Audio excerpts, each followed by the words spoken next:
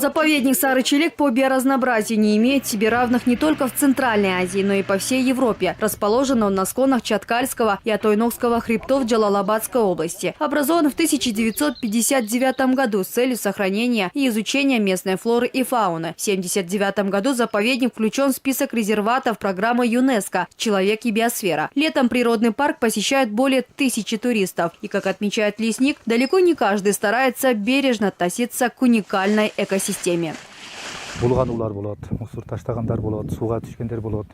Есть туристы, которые загрязняют заповедник. Некоторые даже, несмотря на запрет, купаются. Бывает так, что они и домашних животных купают. Мы с ними ведем разъяснительные работы, конечно, и не все слушаются. На территории заповедника обитает 40 видов млекопитающих. Это каменные куницы, тиньшанские медведи, дикобразы, кабаны, архары, а также редчайшие козероги и 175 видов пернатых, некоторые из которых включены в Красную книгу. На просторах парка раскинулись реликтовые, орехоплодовые, арчевые леса. Вся эта красота отражается в лазурной воде высокогорного озера.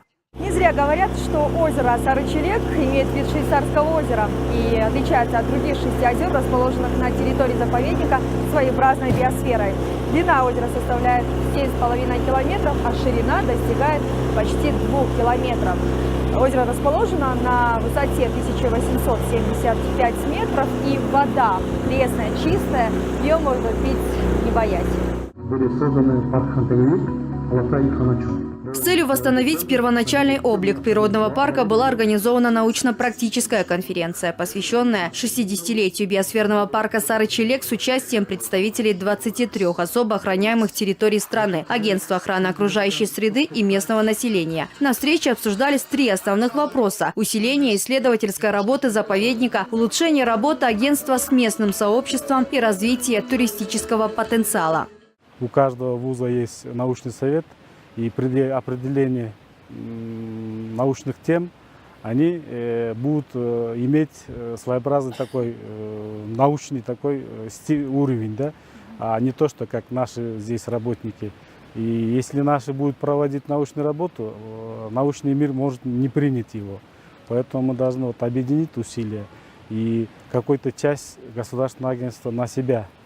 Мы хотим на себя брать, то есть финансирование некоторых вопросов научной экспедиции. На сегодня для защиты экосистемы заповедника Сары-Чилек государством выделяется ежегодно всего 3,5 миллиона сомов. Однако, по словам ученых, этих средств недостаточно. Но есть и много других проблем, касающихся нехватки квалифицированных кадров, браконьерства и не только. Как отмечает сын ученого Николая Виноградова, по инициативе которого был создан заповедник, Сары-Чилек теряет свою устойчивость. По его словам, в 60-е годы штат сотрудников составлял более 100 человек из числа местного населения. Сейчас же наблюдается текучесть кадров. Кроме того, Виноградов призывает обеспечить надежную охрану, заинтересовать местных жителей в восстановлении утерянных территорий леса. Местное население – это такой потенциал для работы внутри заповедника, всем хватит работы. Поэтому, а если еще обучить этих детей, то через несколько лет, следующее поколение уже будет поколение не потребителей, а созидателей из всех людей. А их нужно обучить. Достаточно открыть здесь дополнительную школу или колледж. Ну а дальше уже весь опыт необходимо будет распространить непосредственно по всем остальным природоохранным территориям. В ближайшее время в заповеднике, возможно, произойдут большие изменения. По словам Виноградова, после изменения нормативно-правовых актов ожидаются работы по использованию IT-технологий, на что потребуется около 100 миллионов сомов. Я полагаю, что в скорости мы выйдем на Жорко-Кенеш изменения законов.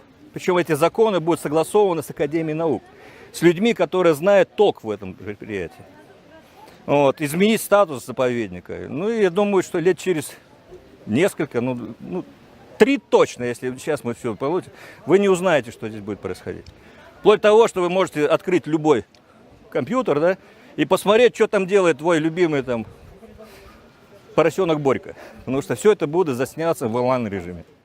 Важно отметить также значимый вклад международных партнеров. С помощью ПРООН в рамках 5-летнего проекта, нацеленного на сохранение ландшафта Западного Тянь-Шаня, биоразнообразия и уникальных экосистем, ведутся работы по расширению буферных зон для увеличения площади ареала миграции диких животных, также по сохранению редких исчезающих животных и растений, включенных в Красную книгу, и не только. На территории заповедника проживает около 1300 человек, что является большим фактором беспокойства, говорит специалист ПРООН в Кыргызстане. В связи с этим будет введен запрет на посещение парка туристами и местными жителями на автомобилях, а для стимулирования местного сообщества им будут предоставляться гранты. В нашем проекте предусмотрены программы альтернативных источников доходов, направленные на уменьшение антропогенной нагрузки на экосистемы, на лесные территории, с учетом создания для населения возможности получения прибыли при взаимосвязи